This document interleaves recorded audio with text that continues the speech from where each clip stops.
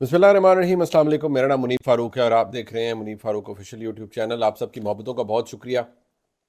आज की सबसे बड़ी और सबसे अहम खबर ये है कि इमरान खान के ख़िलाफ़ जो इस वक्त सबसे संजीदा नौइयत का केस है, साइफ़र वाला, उसमें इमरान खान की जो दरख्वास्त थी, दरख्वास्त ज़मानत, वो मुस्तरद कर दी गई है और उसका तफसीली फ़ैसला सामने आ गया है। वो फ़ैसला क्या है और उससे अब होने क्या जा रहा है, मैं ये आपके सामने रखूँगा।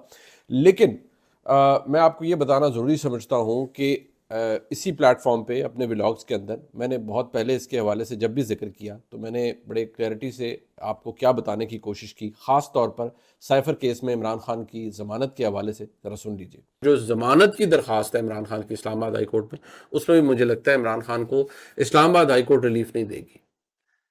ये भी तैयारी बड़ी दिलचस्प है कि जब ये आज फैसला दिया इस्लामाबाद हाई कोर्ट ने, तो हुकूमती सतह पर या रियासती सतह पर चंद आम लोगों की आपस में डिस्कशन किसी जगह हुई, तो मुझे किसी ने उसकी एक बात बताई दी। मैंने कहा यार ये क्या तैयारी की हुई है? अगर इमरान खान साहब को साइफर केस में जमानत होगी, जमानत तो अदालत दे सकती है। मैंने कहा जी उसकी तैयारी हुई हुई है और बहुत से मामलात हैं, वो एटीसी वाला मामला है, वो भी तैयार है। जैसे अगर इमरान खान को इसमें बेल होगी तो फिर उसमें गिरफ्तार कर लिया जाएगा। मैंने कहा यार ये इसका मतलब है कोई ऐसी जगह है जहां आखिरी जमानत होगी और फिर गिरफ्तारी नहीं होगी? तो उसने कहा जी अभी तो ऐसा ही सिलसिला है। ये एक जिम्मेदार हुकूमती शख्स कह लें, उससे जब मेरी बात हुई, इमरान खान को पहले तोशा खाना, फिर इसमें बेल नहीं होने देंगे।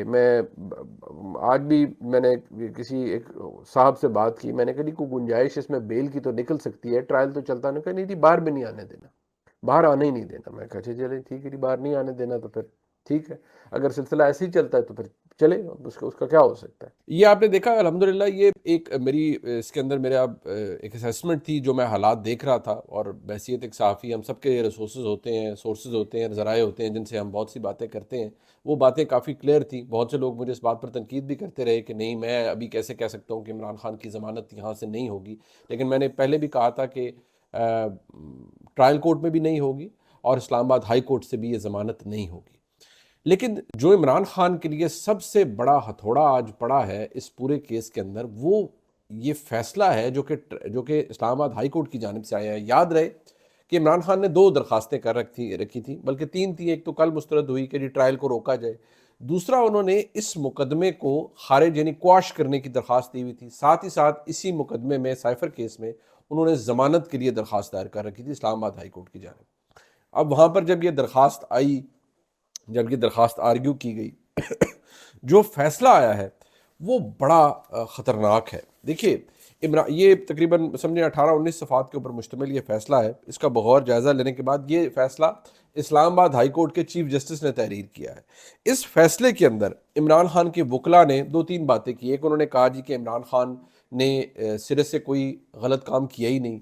साइफर आया, इमरान खान ने तो वो under prime as prime minister का जो ओथ है, जो हल्फ लेते हैं, उसमें उन पे ये वाजिब था, उनके पास इख्तियार था कि वो अपनी कौम के साथ जो अहम मामलात थे वो शेयर करते।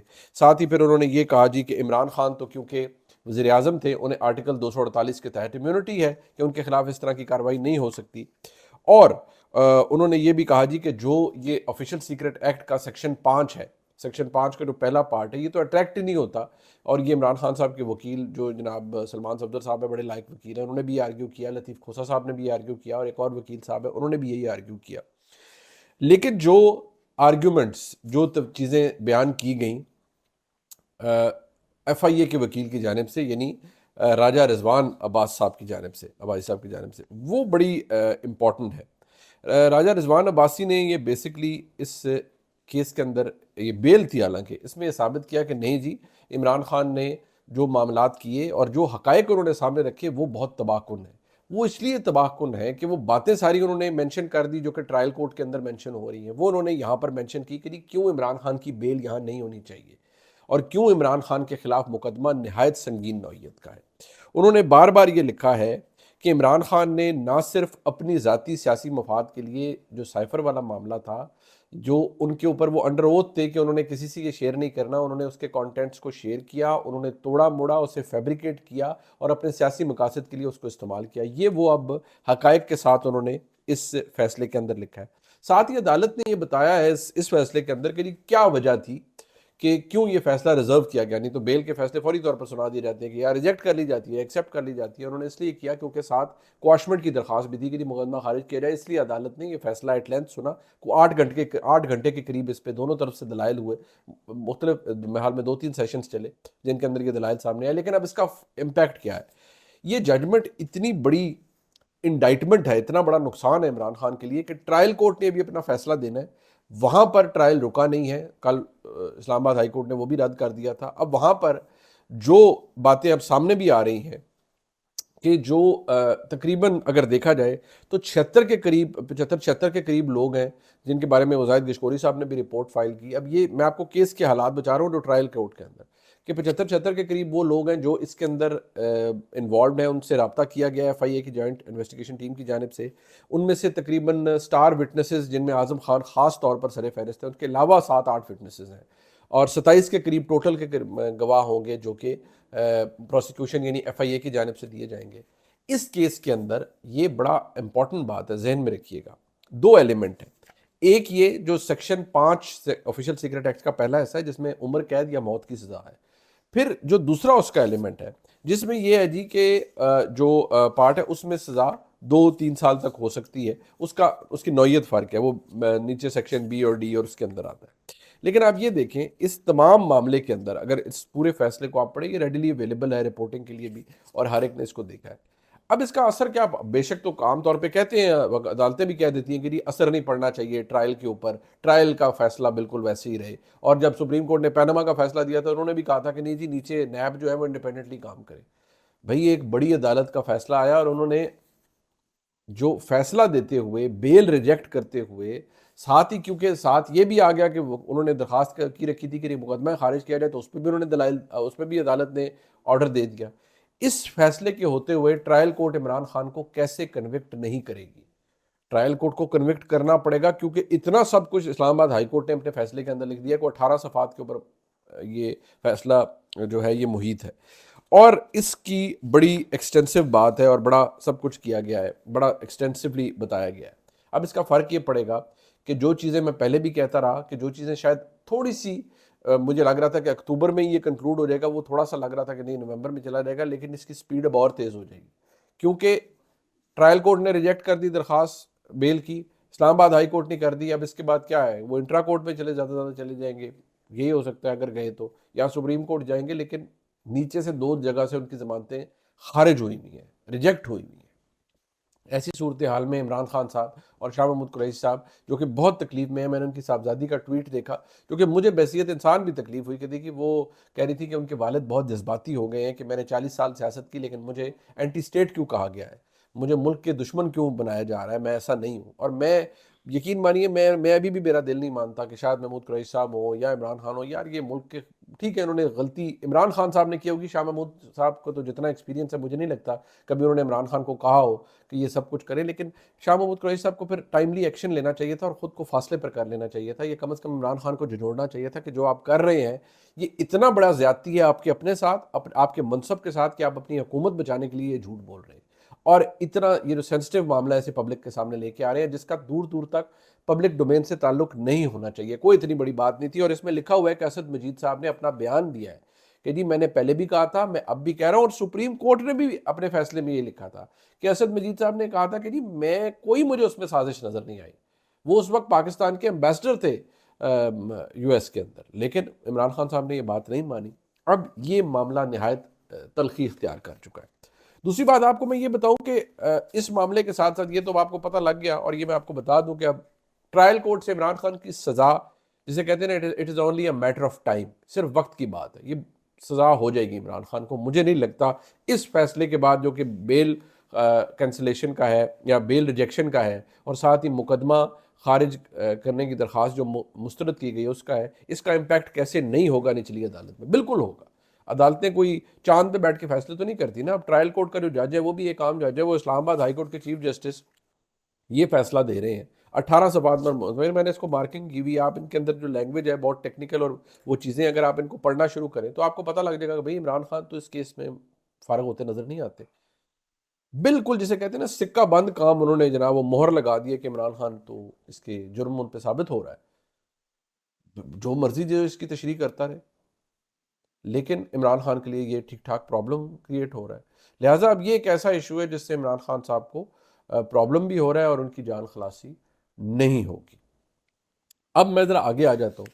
देखिए इंपॉर्टेंट एक इशू क्या है, वो इंपॉर्टेंट इशू ये है जनाब कि जो सुप्रीम जुडिशल काउंसिल है उसके अंदर भी सिलसिला एक शुरू हो गया। आपको याद है एक सीनियर जज है जनाब जस्टिस मज़ार अली अकबर नकवी साहब, उनके खिलाफ मुतअद्दिद रेफरेंस आए हुए थे।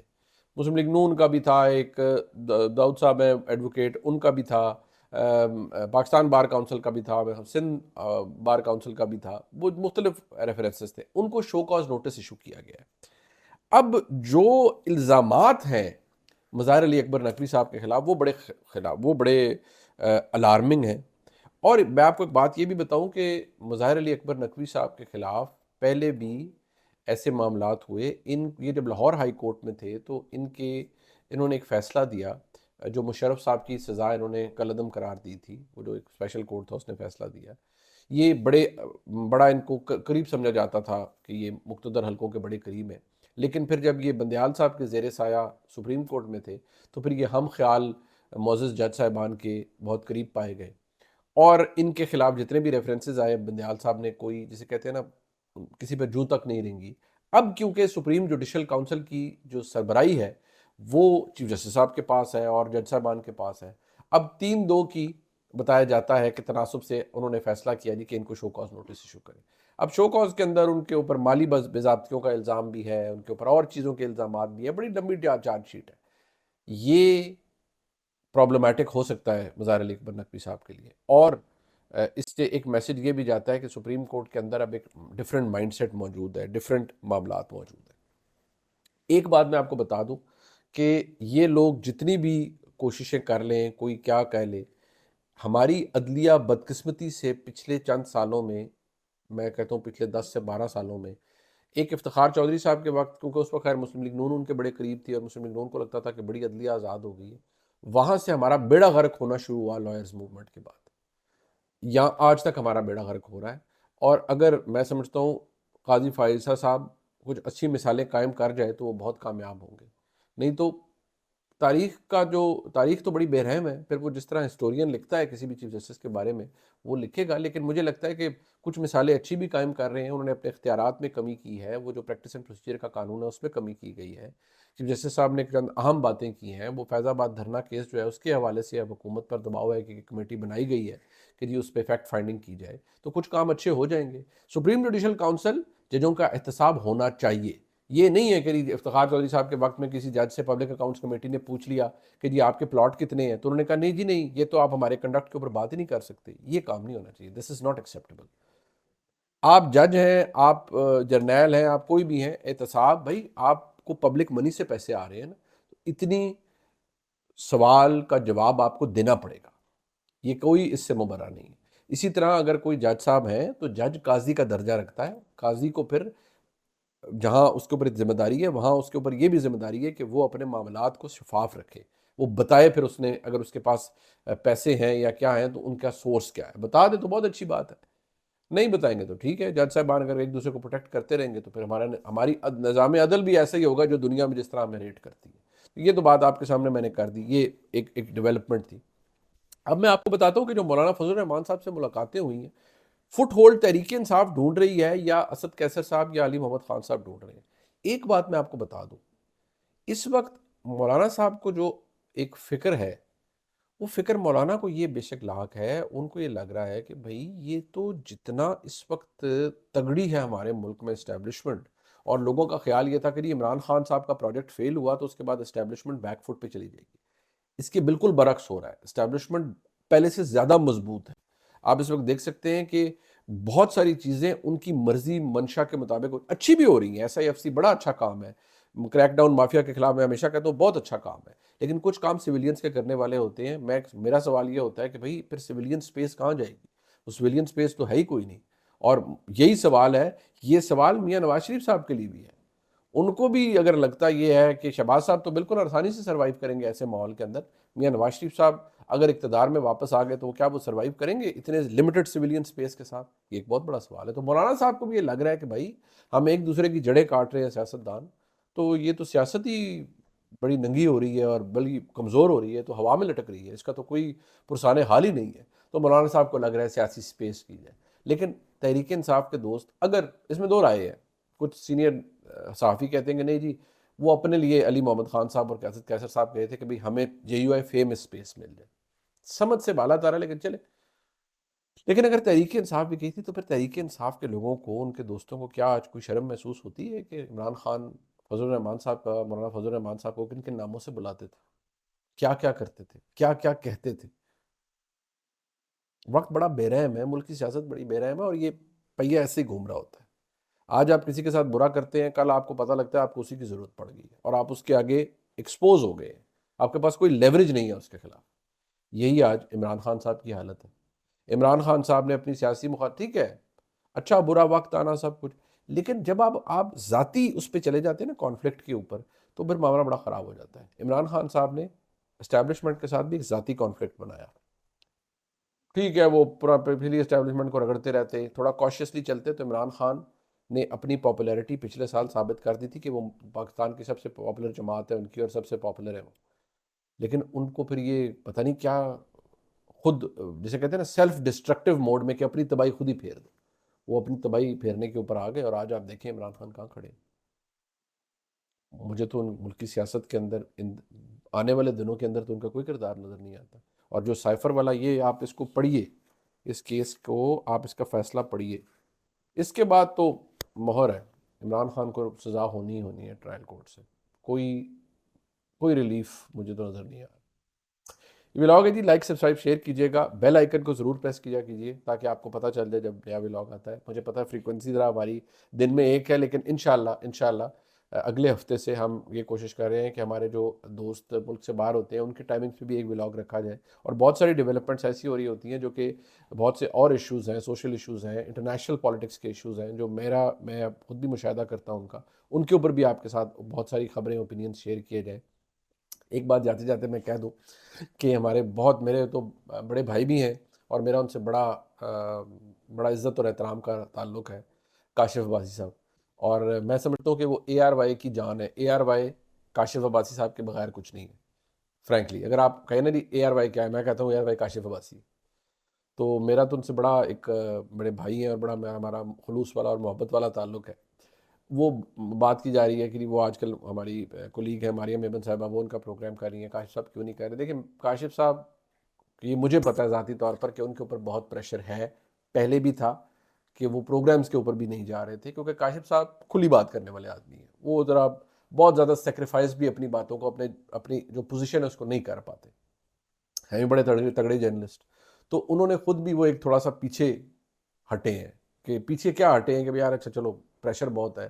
प्रेशर ये है ना कि वो बहुत सारी चीज़ों के ऊपर सवाल उठाते हैं, और वो ऑब्वियसली बहुत सारे लोगों को नहीं पसंद आता। लेकिन मैं अपने दोस्तों को ये कहूँगा कि जो प्रेशर उन पे आता है, अगर कोई ये सोच रहा है, जैसे मैं हमेशा कहता हूँ कि जियो के अंदर हामिद मीर साहब को जियो ने प्रोटेक्ट किया, और मैं जियो को इस मामले में सलाम पेश करता हूँ कि उन्होंने हामिद मीर साहब को हमेशा प्रोटेक्ट किया है, उनके ख्यालात और उनकी पॉइंट ऑफ व्यू होने के बावजूद। इसी तरह ARY भी काशिफ अब्बासी साहब को कम से कम उनकी हद तक ज़रूर प्रोटेक्ट करेगा, मुझे ये उम्मीद भी है और मेरा कॉन्फिडेंस भी है। और काशिफ अब्बासी साहब भी बड़े सीजनड जर्नलिस्ट हैं। मुझे लगता है कि ऐसे जो इतने बड़े बड़े, मैं कहता हूँ जो हमारे मुल्क के अच्छे जर्नलिस्ट हैं, स्पेस लिमिटेड हो जाना, दबाव का माहौल आ जाना, ये बात कोई किसी से ढकी छुपी नहीं, दबाव का माहौल होता है। लेकिन हमें वक्त के साथ साथ थोड़ा सा अपने लिए स्पेस बनानी भी पड़ती है, कुछ अर्सा खुद को ज़रा लिमिट करना पड़ता है। लेकिन मैं कहता हूँ कि पाकिस्तान को ऐसे हामिद मीर, काशिफ अब्बासी, तलत हुसैन, नुसरत जावेद, और बड़े अच्छे अच्छे जर्नलिस्ट हैं, ये इतने स्टार जर्नलिस्ट हैं, जैसे मेरा दोस्त, मेरे भाई शाहजेब खान, ऐसे ठीक है, इनके पॉइंट ऑफ व्यू से फ़र्क हो सकता है, लेकिन ऐसे जर्नलिस्ट पाकिस्तान का असासा है। इनको, पाकिस्तान को इनसे कभी डिप्राइव नहीं होना चाहिए, और इंशाल्लाह होगा भी नहीं। लेकिन मैं समझता हूँ कि मेरा, हालांकि बहुत से मेरे दोस्त ऐसे, मेरा उनसे जो ओपिनियन के ऊपर इख्तलाफ ज़रूर होता है, और लेकिन मैं कहता हूँ कि ये लोग पाकिस्तान की जान है जर्नलिज्म की। इनको ये रेलिवेंट लोग हैं, और इनको रहना चाहिए पाकिस्तान की जर्नलिज्म में, और अपने प्रोग्राम्स भी करने चाहिए। आपने व्लॉग देखा जी, लाइक सब्सक्राइब शेयर कीजिएगा, बहुत शुक्रिया।